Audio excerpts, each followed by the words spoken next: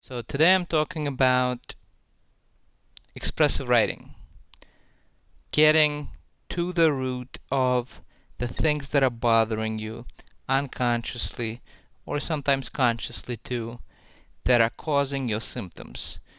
Whether you're aware of it or not, there are emotions getting generated in your mind all the time, and those emotions, if they're particularly threatening, they can cause symptoms, lots and lots of symptoms.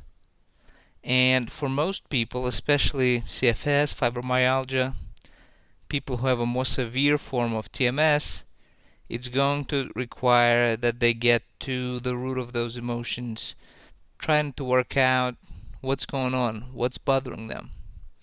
And often it's not just one thing, it's a bunch of things. So, last time I discussed undoing the conditioning, the fear conditioning, getting rid of the fear of symptoms. That's an important part. Today's the other important part, getting to the emotions. And the tool that we have all available to us is expressive writing. This is where you write about your stuff, so to speak. And you can do it by yourself. You don't need a therapist for this. And in fact, it can serve as a foundation if you should decide to pursue therapy.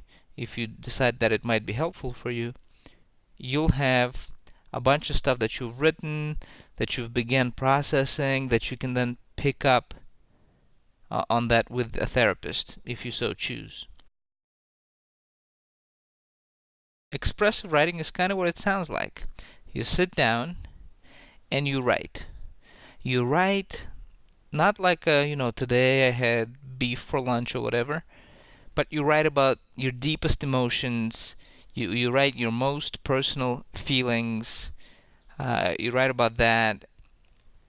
You write about all the angers, all the fears, all the guilts and shames and stuff like that. And you don't want to show this to anybody. You're not going to be sharing this with anybody. In fact, in order to feel freer during the writing process, you may choose to destroy whatever you wrote as soon as you write it. So you write it, and you just rip it up and burn it or whatever, destroy it. Or maybe you keep it. Maybe you want to go back and review it. You can do this with pen and paper, or you can do it on the computer. Doesn't really matter as long as you get to the meat of things. So what you're going to do, you're going to sit down and you're going to write. Just have a starting point in mind, okay? And just start writing whatever comes to mind. And don't worry too much about structure or grammar, or having a good flow. Just write. Just write as things come to mind. Just write them down. And if it seems shocking that you have such thoughts, write them down. It's okay. You're not a bad person for having these kinds of thoughts. Everybody has these kinds of thoughts and feelings. It's normal. Don't censor yourself, is what I'm trying to say. Write freely. And so do whatever you have to do in order to be able to write freely. So one thing I just mentioned was destroying whatever you wrote right away so that nobody can get to it, by accident or whatever. Another thing is, make sure there's no one around. Make sure you're in a quiet room where you're not going to be interrupted for a period of time. And try to write for at least 15 minutes. But if you feel like you want to keep going, just keep going. You've written for 15 minutes and you want to keep going. Stuff is still coming up for you. Keep writing. Okay? So what do you write about? Okay, well, there are three categories that Dr. Sarno talks about. One is early experience, childhood stuff from as early as you can remember up to through high school, university, maybe even after university too. But just stuff from the past. The early stuff is important, but stuff that happened later can also be important. Things that have happened to you. Could be really bad things like physical or sexual abuse. One note on that, sometimes things can come up that are very, very challenging and just too much is coming up for you, feel free to stop at any time. Anytime you want, you can just stop and not proceed. And if there's just so much that you have going on that is just overwhelming, you may need professional help. It may be best to talk to someone. But I think most people are able to do this kind of work without any help, although help could be helpful. But they can do it on their own for the most part. So stuff from the past, like what I mentioned, just the really, really bad things, if they happen to you, like sexual or emotional or physical abuse that was like really horrible, or more quote unquote normal things, divorce, conflict with family, with parents, with teachers, with siblings. Um, Maybe you moved a lot, or a particular move was traumatic for you, or you were bullied, or things that are not extraordinary, but they're traumatic. They leave an imprint, they leave their mark. So things like that, and pretty much anything else that comes to mind that seems to be an issue. So that's the first category, is you write about your past, early experience, and later experience as well. The second category of things is things that are happening in your life right now, current problems, current issues. Maybe you hate your job, or a particular person at your job, or maybe your boss is an ass, or maybe you have problems at home, with your spouse, or with your children, or with your parents, or whatever. It's usually a bunch of stuff for people.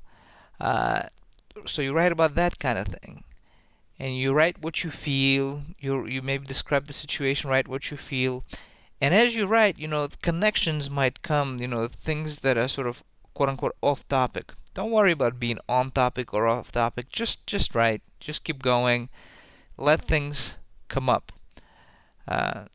So that's the second category of stuff, is stuff that's happening right now, current events, so to speak. And the third category is write things relating to your personality, in particular perfectionism and goodism. Do you have those traits? Is that true about you? How do they manifest? Is it at work? Is it with family? Is it pretty much in every situation? But write about specific ways that they manifest, and then just think about the pressure that's putting on yourself, and what kind of reactions you must be generating in the unconscious as a result of this kind of personality and resulting behaviors. So those are your three categories. You've got early experience and later experience, so the past, current stuff that's happening currently, and one kind of special category is personality traits, perfectionism, goodism. Of course, you're going to want to read Dr. Sarno's books if these terms are not familiar to you, or just to get a better understanding of what I mean when I say perfectionism or goodism. But I think people get the idea. And so you want to write about those things. I have personally done a lot of this, and it's been very, very helpful. And at first, you want to do a lot of writing. Maybe the way to start is to make a list of all the different things you want to write about from all those three categories that I mentioned. So you make a list of all the things you'll want to write about, and then each time you sit down to write, you pick a particular thing off the list as an entry point, and you just start writing about that, and then just write whatever comes up. And the way this works is, at first you're gonna have a lot, so you'll write a lot, and then maybe after a few weeks you've written a lot, you've been writing every day. Maybe you don't need to write as much now. Maybe you just need time to process now, and then write, a couple of times a week as things come up, as you have new insights, as you remember new things, as you make new connections, or as new things happen that trigger you in some way. then you write about that. When you have symptoms, one of Dr. Sarno's instructions, if you will, reminders, is that to shift your thinking from symptoms when they're getting your attention to the psychological sphere, to what might be bothering you. So anytime you've got symptoms, now you know where to shift your mind. It's all that stuff you've written about. You can tell yourself, oh, this symptom, huh? Yeah, well, how about that stuff, that thing that happened to me, or this thing that's happening to me, or my personality trait. So you shift your thinking in this way. Well, all right, I'm going to end it here for now. If there are any questions, put them in the comments. I'll try to answer them. And good luck. This is going to be very helpful for you, I'm sure.